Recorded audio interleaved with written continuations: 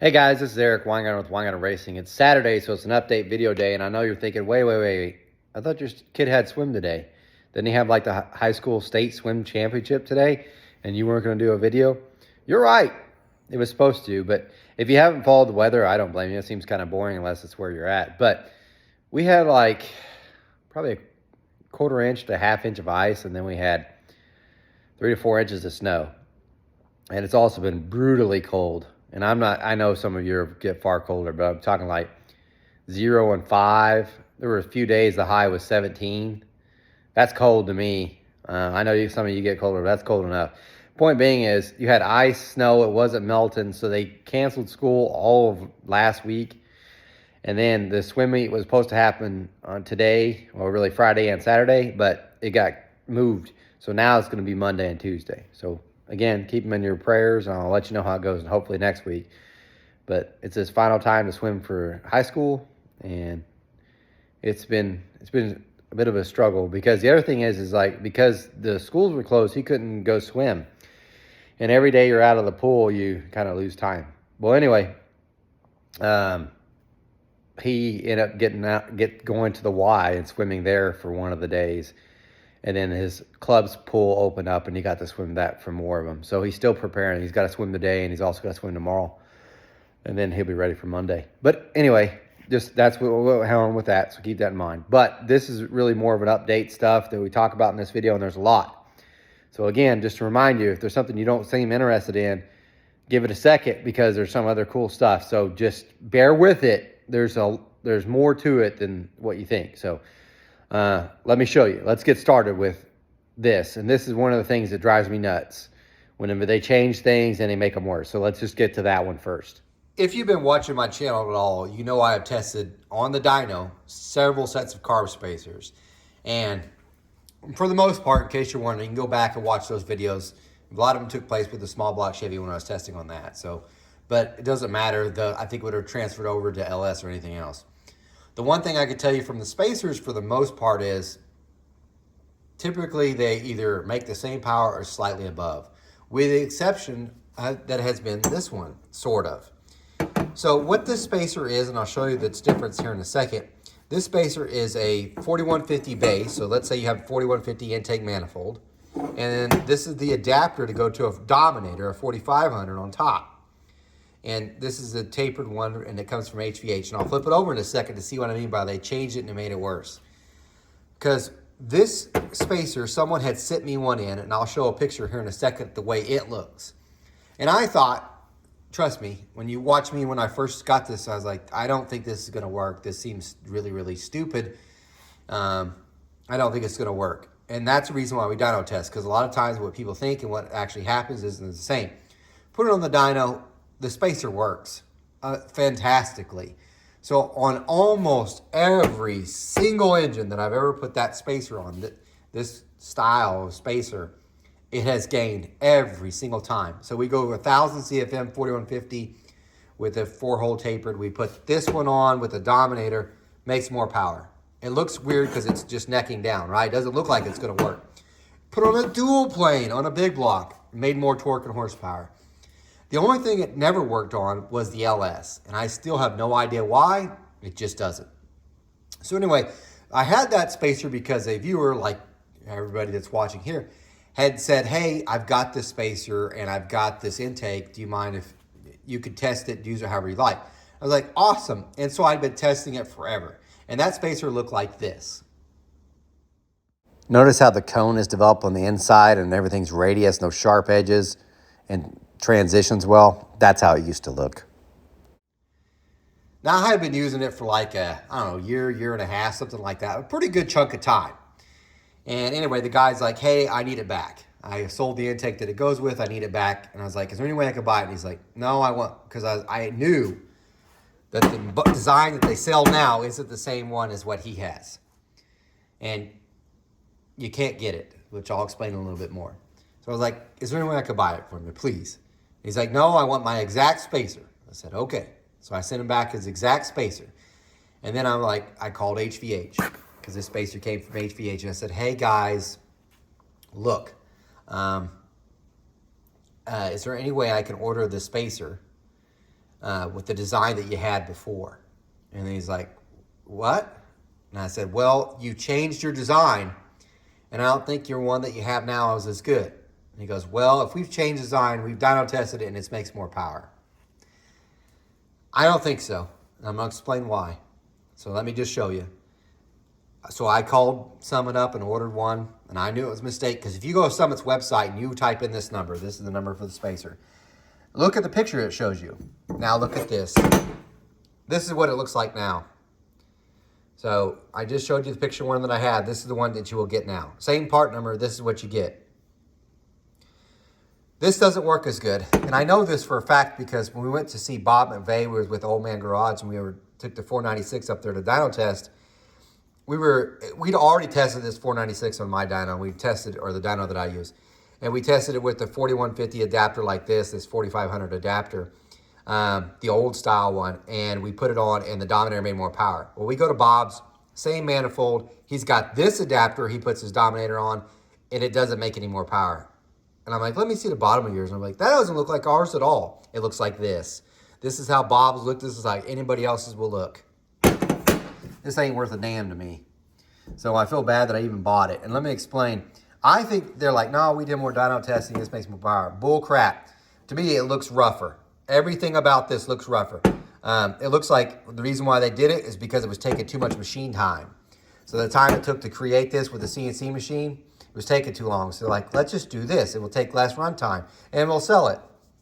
And that's what they sell now, because it just looks like crap. Look here at the top. See that? You got a hell of a ridge there.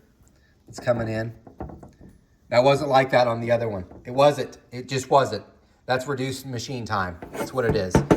This nub that they used to be in the center, this nice cone, and the nice rounded over, no sharp edges, nice rounded over stuff, that took more time on the machine.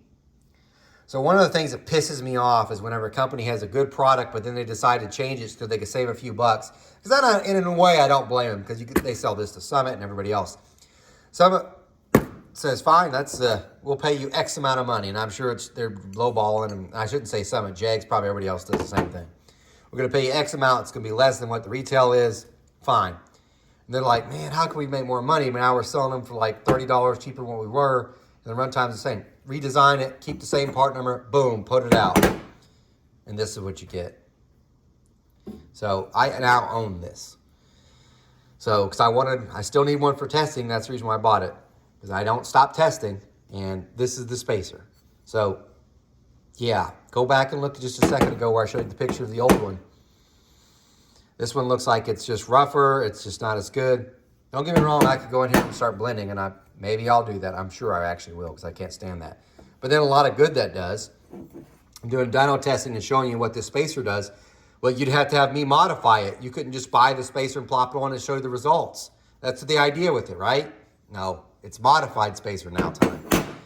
I'm frustrated with that. But anyway, because of that, I hit up Polymer Racing Products. And yeah, I'm watching those. They make dimpled spacers. They haven't showed any really results gain-wise on any of this stuff except for one spacer. And I'm not knocking their product at all. They were nice enough to send in, and I tested it and everything. But for the most part, it was just like pretty much any other spacer. It gained a little, lost a little, that's about it. But I said, hey, can you please design me this properly? Please, please. And they sent me this picture.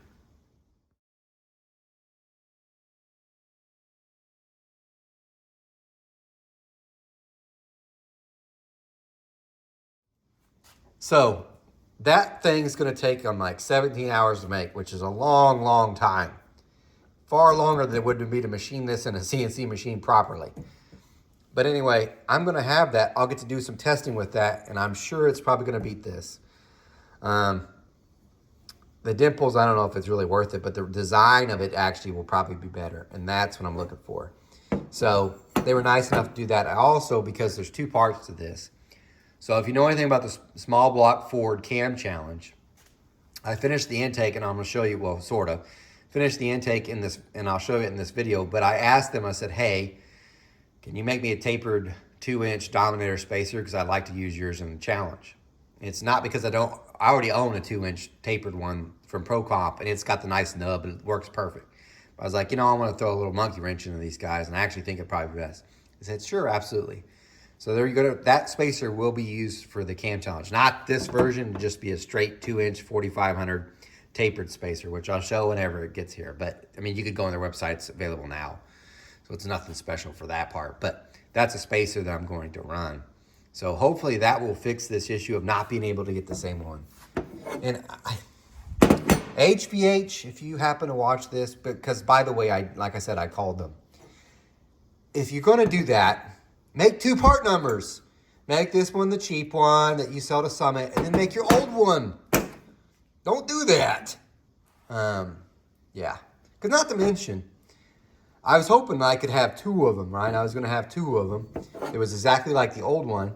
And then what I was going to do is, because I still had the 421 small block Chevy that has a tunnel ram. And one of the things I was going to test was these adapters, 2 4500s, on that 421 to see if it made more power with these. Now I can't do that because I got stuck with this piece of crap and I had to run 2 of them. Even if I had the old one, I'd only have 1 old one. But there's one of the problems. Let me show you the intake, and then maybe I'll talk about this too, because that was pretty cool. Here's the intake that we'll be using the small block Ford Cam Challenge. So if you have the link, or if you haven't, you don't know what I'm talking about. If you want to see any of the information, like cam cards and everything else for the small block Ford Cam Challenge, in the description for this video you're watching, there'll be a link that you can donate to the small block Ford Cam Challenge. That goes for the winnings and also pay for my time being away from the shop. But what you get for that is you get a link, and that link will have all the data. Eventually it will have all the cam cards, but it already has all the flow sheet in it. It has the measurements for this manifold, although several Ford guys figured out what I had done wrong. I had told the measurements for the runners as if this was a small block Chevy firing order, instead of the correct Ford firing order that it should have been, but whatever, in case you want, just for those that don't understand. Like I thought, obviously this is one for Chevy, or for Ford, but one's over here. I put 2, 4, 6, 8. That's not actually how Fords go. They don't do an even side and odd side, evidently. New to me, but whatever. I took measurements for each one of the runners. I have their cross-sectional areas. And before some person with their calibrated eye says, nah, those long runners are going to mess you up. Because I heard that on another one. I saw that on some forum. Incorrect, sir. If you actually measured, which you can't do on a screen, you would see you're not correct. I did try one thing different with this manifold that I haven't done before. Well, I've done it before, but just not on this particular World Products manifold. We'll see if it adds any more power, hopefully. But this manifold measurements are in there. It's pretty much done. You might say, no, it's not. I mean, look, you ain't got the floor, nothing. It will be more, like I'll make it look like it should just because it'll look better, but it won't make any more power. But the thing that's not done is the port match, because like a moron, instead of mocking up and putting this scribing lines for the port match, when I had the heads here, I sent them off to Chris Straub to get them digitized before I did that. So that was kind of stupid. But anyway, he's working on the heads. He says it'll be like 2 or 3 weeks before he gets them done. I'm also waiting on the lifters from him, which also will be 2 or 3 weeks. But anyway, there's the manifold. That's what it's going to be. And then here's something else. This is the heads for the small block Ford dyno mule. So this is not the Cam Challenge heads. These are the ones that it's a 408 that I'll be using to just test a bunch of different stuff. One of the things I really want to test on the small block Ford is intake manifolds. And I need your help. So if you're watching this video and you made it halfway into the video already, if you have a single plane intake manifold for a small block Ford Windsor 9.5 deck thing, and I like to see what it do, I would love to try to test that. So the only one I have now is a Jegs knockoff. It's of a Victor Jr. Gonna test that. Someone sent in a YN dual plane. Thank you. And I'm gonna test that. I would like to test the World Products, like I just showed you, the unported. I'd like to test that, both the Dominator and the 4150, but also any of them. Super Victor, the Glidden Victor, I mean, any of them. But that's the point for it. But the heads are done, so they're assembled. I actually got them all assembled. We're ready to go on that part. I'm probably going to bolt them onto the engine. Probably not this week because this week's really busy with the swim stuff, but hopefully the following week so we can get on the dyno with this. And I say that because, and this is important for both the cam challenge and this, I ordered dyno headers this week, and the dyno headers I ordered are 1 7/8 step to 2 inch. That's the same thing that's going to be used on the small block Ford cam challenge. I know I said 2 inches, but Schoenfeld's like, we can't do it. We could do a 1 7/8 step to 2, but we can't do a 2 inch because of the flange. And I'm using the Cleveland pattern. And by the way, Tom, thanks for the offer for the headers. The problem is you have a 3-bolt collector flange on. That won't hook up to any of our other stuff. And the other thing is the chassis headers will burn the crap out of my hands as I change stuff. So I prefer just to have dyno headers, but thanks for the offer. Anyway, these heads, what heads are they? They're like the ProMax Project X 205 heads. I have done some modifications to them. I redid the valve job. I blended the valve job, did the chambers. And the CCs ended up at 60 cc chamber, which kind of sucks because they're supposed to be like 56. I don't know, I never CC'd them before, but they're 60 cc now. That means the 408, not the dyno, not the cam challenge, the 408 dyno mule, that's gonna be 10.68 compression ratio. So it's a little bit lower, but these heads flow a lot. And by the way, if you wanna buy a set like this, I'll sell these all day long, any day. So you're like, I want the same thing, because this isn't that bad. The labor that's involved, it's between $600 and $800 depending on what you have done. But check out these phone numbers. This is on a 4030 board too. 249 at 400. That's not bad. 292 at 600. That's pretty good. And then that flows a peak at 317 at 9. We're going to run, by the way, about a 700 lift. So it'll be about 314. That's pretty good. Now remember, this isn't no extensive port work. This is just chambers, bowl blend, redo the valve job. Pretty good. And exhaust flows 191 at 4, that's real good. And peaks at 219.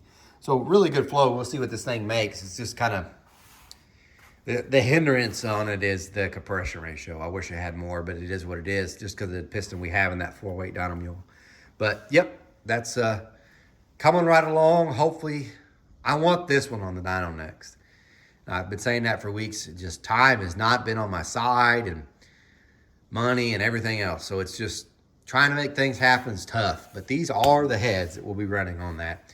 Daniel Powell, I called him up, and he was nice enough, said, you know, I'll do you a cam for that. I'll do you a solid. I think I got something in mind. So he's grinding a cam for this thing, and it should make some steam. Should make some steam. I don't know how much it's going to make. If I was to guess, it's probably around 630, 640.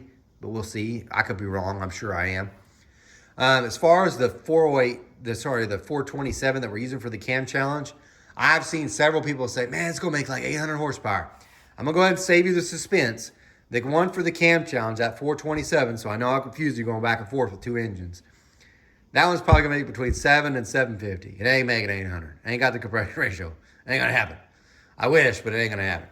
It'll be a good engine, just probably won't make that much. But this, just for testing, it'll be fun. I do have a full CNC version for this too. We'll get to eventually test as well. But that's what's happened on that. Now I'll talk a little bit about this. I also finished this week. You're like, what is this? Well, this is the LS3 Victor Jr. manifold for a carburetor deal. So if you watch any of my small block, or sorry, not small block, but my LS dyno mule stuff, the best manifold was the one that's ported by Charlie, the Holly one. But the Victor Jr. unported was really close to it. I would love to test this on my dyno mule, but this is for a customer. So I just finished this. I mean, I think I did a pretty good job on this one. It's a pretty nice manifold. It's definitely got more area now than what it had before, and it looks like it'll be pretty good. I'm very proud of this one, but it'd be very curious to slap this on the dyno and see what it would do. Problem is, I've only got one manifold to test, so the idea of wasting half a day on the dyno, which what I get charged just to test one manifold, is kind of pointless. And also I haven't even asked the customer, are you going to do it anyway? So, but yeah, this would be really interesting to see how much power would have gained over the stock Victor Jr.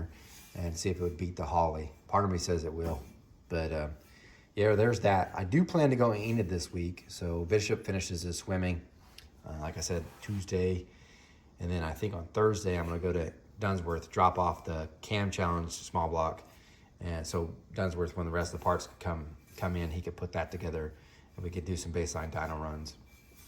But also I was gonna maybe look at some of the other stuff. But I need to visit a friend because there's the problem with getting older, and I don't think people talk about this enough. And, you know, we're like, oh, my body aches and this and that. The worst thing about getting older, and this is by far the worst, is the longer you live, the more you have to watch the people you love pass away. And that sucks. So, if you're older, you for sure know. So people are like, I don't want to live forever. So you can watch everybody you care about pass. It sucks. But also, I'm going to Enid to visit a friend that's in hospice care. She was really, really kind to me whenever I was young and 16 and stuff. Their whole family was. I feel so bad. We didn't really stay in touch because the things, you know, life is like a tree, you know, and you grow, you get a leaf, and then the leaves fall off the tree. It's not because the tree did anything wrong. It just things change. People grow apart, that sort of stuff. But I feel bad. She was a great person, very nice to me, and I appreciate that, especially when I needed it the most in my younger, impressionable times. So I'm going to try to go visit her. But, yeah, you know what I'm talking about. I know I got a little sentimental there, but you get the idea. But anyway, on to the next thing. This head came from AFR. This is the AFR Magnum 18 degree big block Chevy head. So if you've always wondered, well, what's the baddest big block Chevy head that AFR sells? It's this one. And I've been waiting forever for AFR to finally send me it just to do a flow test on, because it's like one of the only big block heads I think I haven't flowed of theirs. I think there's a few. The 377 I still haven't flowed. But anyway, I was dying for this one because this is far future, so don't get your hopes too far up. But I'm going to do a big block Chevy cam challenge, and we want this thing to make, you know, well over 1,000 NA. We have 2 carburetors on, that sort of stuff. And I was looking at different heads and maybe running theirs, but I haven't had it on the flow bench or nothing else, and they finally sent me one. And that video will probably be Monday's video, but that's what this head is. And I want to make sure I do it in depth, and I want to throw it on this one just as an add-on. I want you guys to see it. I'll tell you, it flows pretty good, especially down low, but the peak flow is not as good as near some of the other stuff, but it is small. I know you're like, I think they advertise this as 456 cc's. That's why people need to ignore the cc's thing. Because I'm telling you, I'm going to show you on Monday, I'm going to put my CNC BRX head or SR20 head up here compared to this thing. This thing is way tiny compared to it. So, I mean, tiny. So, and you can tell, they added probably a 1/4 inch on or more to the flange here, which adds more volume. And the reason why they did that is because they raised up the entrance here, because it's an 18 versus 20. But that adds to the volume, but the cross sections are smaller. I shouldn't say it's tiny. It's just for this style of head, so this is essentially an SR20 style head, it's probably one of the smaller ones I've seen. So, yeah, I don't know. Wait till Monday. I'll talk more about it. So I floated and everything else, and I'll show how it kind of compares. But anyway, that's Monday's video, and let me show you now some progress made on the Nova. Currently, right now, we're on the phase of the project where it nickel diamonds you to death. If you don't have a race car or you have one, you know exactly what I'm talking about. It's the point where you think you got all the big things covered and you're like, cool, no more money, it's no more big money, it's got to come out, we're looking great, right? And then you find out it's little parts, $300 here, $300 there, and it's like nickeling and diming. That's the phase I'm at. That's where the phase I'm at. And like, what do you mean? As you may have noticed, this grill is broken. The grill is $300. So it's not like every single thing is $300. So $300. The bumper is going to be mounted. The guy's going to come back to do that. But you're like, wait, why is the spring out of the car? Well, because when it was sitting at ride height, these are the shocks I had on. It was super nice, right? I bought them the car came with these whenever I bought them. And they've never been ran. These nice AFCO big guns, right? I mean, these are nice shocks, dual adjustable, really nice shocks. They don't work. They had the wrong stroke. These are a 5-inch stroke. I need a 4-inch stroke, because when it was all the way on at ride height, where it should be, this bumper here was fully collapsed. There was no metal showing, nothing. Zero. Unless I guess got a glass in it, it might have been like 1/8 of an inch of the steel, but not enough. So this shock, beautiful shock, right?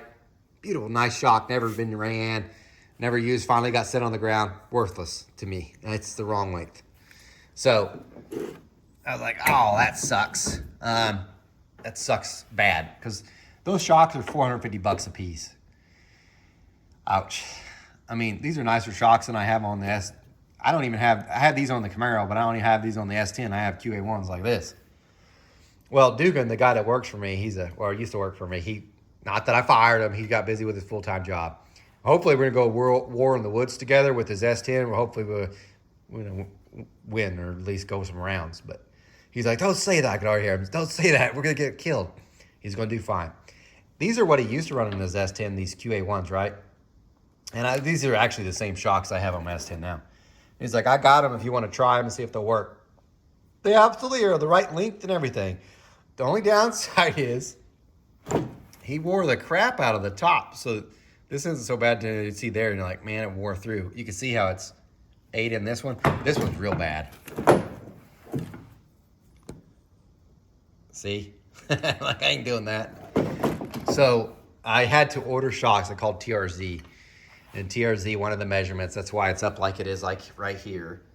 And anyway, I got the measurements and I ordered some Viking Crusaders, which I think they were like $500 for the pair. So I was like, oh.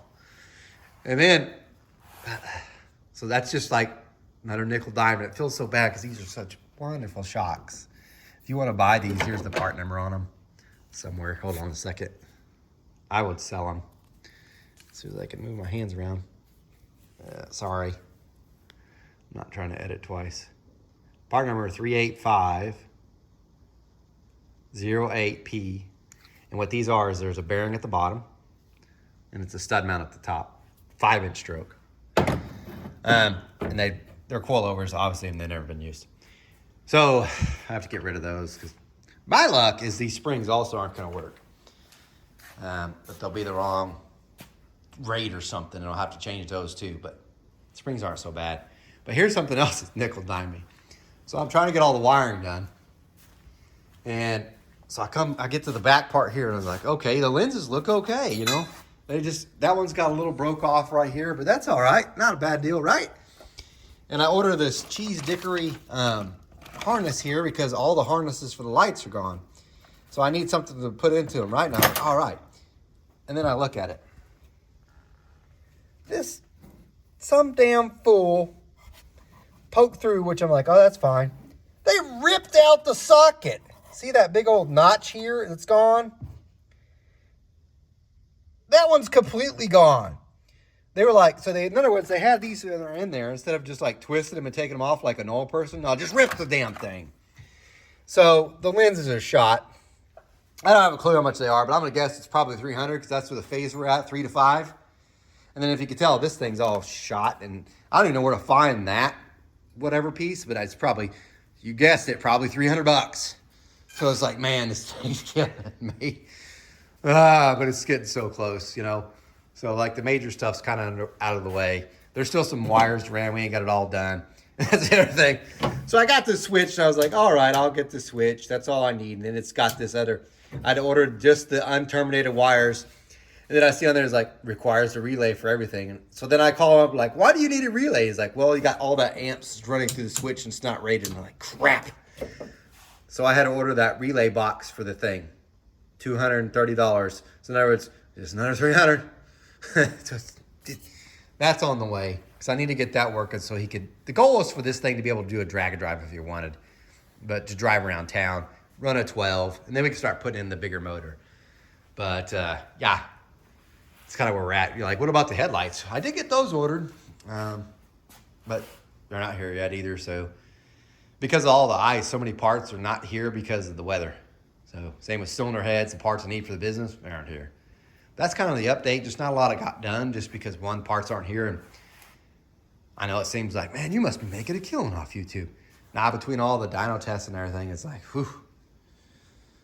Yeah, I gotta hold on to the pennies. Plus, I know I'm going to owe for taxes, which I haven't got those done yet. But I love that people are like, man, I got a $10,000 tax return. I got a $5,000 tax return. I got a $4,000 tax return. I got a $4,000 tax bill. That's what it's going to be. So it's like, it sucks. But anyway, that's how things go. Can't complain. I mean, at least I got a healthy son. My wife's healthy. I got cars. So we wouldn't have that. So things are okay. But life is life. Anyway, guys, thanks for watching. I'm no Superman. I don't pour cast iron heads. And yes, I will do an update on these Vortec from Pro Max because I got those finished. I just need to flow them. And I'm no Superman, but I did raise Superboy. You guys take care.